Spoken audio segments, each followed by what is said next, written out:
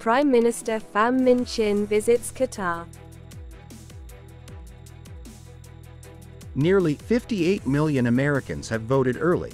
Harris leads Trump in 2 battleground states. North Korea launches missiles ahead of U.S. presidential election. You're watching today's news on NTV channel. My name is Đăng, your host. After concluding working visit to Saudi Arabia, Prime Minister Phạm Minh Chính, along with his wife and a senior Vietnamese delegation, arrived in Doha to begin an official visit to Qatar at the invitation of the host nation Prime Minister. This is the first official visit of the Vietnamese Prime Minister to Qatar in 15 years, within the context of the two countries enjoying a positively developing relationship with many substantial results. However, the two sides still have plenty of room to further strengthen bilateral cooperation. Therefore, the visit aims to promote relations between the two countries in a more comprehensive and effective manner, particularly in opening markets, attracting high-quality investment, labor cooperation, education, culture, sports, tourism, climate change resilience, and collaboration in new areas such as science and technology, clean energy, and digital transformation.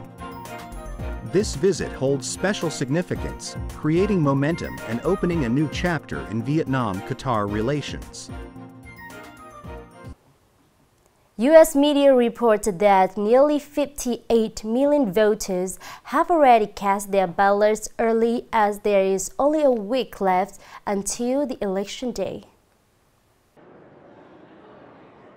According to the University of Florida, of the nearly 58 million American voters who have cast their ballot, more than 30 million went directly to early polling stations and about 27 million chose postal voting.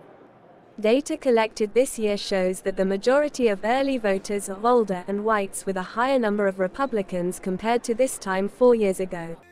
Recent surveys show that former Republican President Donald Trump and Democratic challenger Kamala Harris are closely following each other in terms of voter support. However, a new poll conducted by CNN and released on October 30th shows that Harris is gaining an advantage over Trump in 2 key battleground states, Wisconsin and Michigan. The two candidates are tied in Pennsylvania, with both earning 48% of rate. The Korean Central News Agency announced that North Korea successfully launched an intercontinental ballistic missile, setting a record that surpasses all previous tests. The South Korean Joint Chiefs of Staff reported that the missile was launched from a location near Pyongyang and landed down about 300 kilometers west of Japan's Okashiri Island. Japan's Ministry of Defense observed that this missile had the longest flight time on record and may differ from usual missiles. KCNA quoted North Korean leader Kim Jong-un at the test site, asserting that the country will never change its stance on strengthening its nuclear arsenal due to dangerous actions from enemies. South Korea, the U.S., and Japan condemned the missile launch, and a spokesperson for the U.S. National Security Council pledged that Washington would take all necessary measures to ensure security for the United States, South Korea, and Japan. Coming up next are some updated news.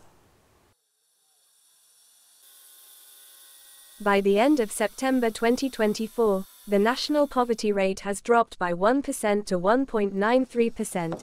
Thanks to sustainable poverty reduction measures and policies. Notably, the Ministry of Labour, Invalids and Social Affairs has published the results of a multi-dimensional poverty assessment for the 2022 to 2025 period, with an overall multi-dimensional poverty rate of 5.71%.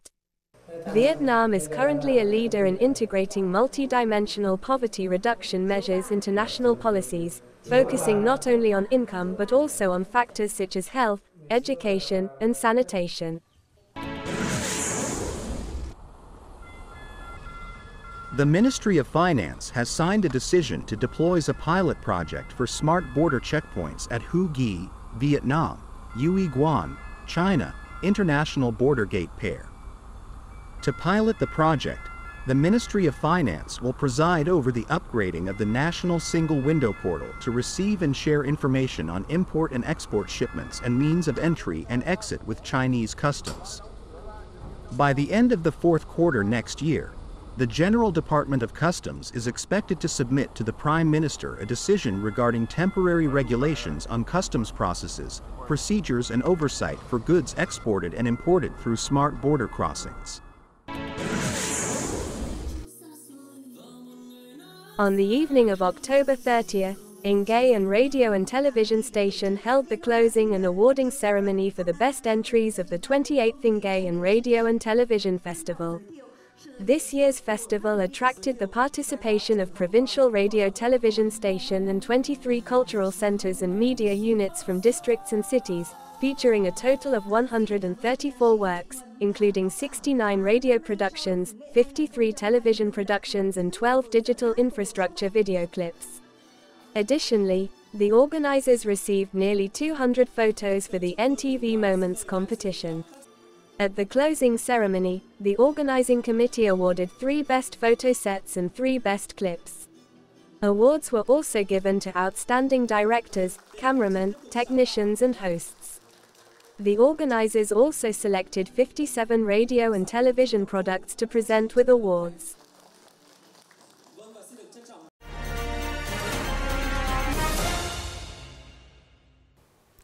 Watching movies is not just a need for entertainment, but it seems to have become a familiar source of spiritual nourishment for many in holiday season. This Halloween, Vietnamese audiences, especially those in Nghệ An province, have changed to enjoy stunning films on the big screen. This Halloween season, both domestic and international filmmakers have rolled out various works starting from mid-October to celebrate the holiday season, including Vietnamese films like Bride of the Wealthy Family, Once Upon a Time There Was a Love Story, and American films like Venom and Gladiator, as well as Thailand's Human Game.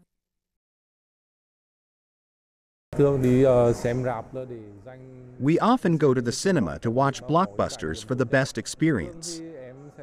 I usually spend more time watching foreign films because they are currently leading in special effects. Every year, we focus mainly on horror films.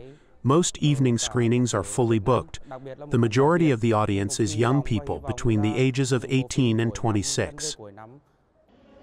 As the year comes to a close, the film industry promises to present more outstanding works anticipated by audiences, especially with the upcoming holidays and New Year celebrations, thus meeting the entertainment needs and enjoying cinema of the audience.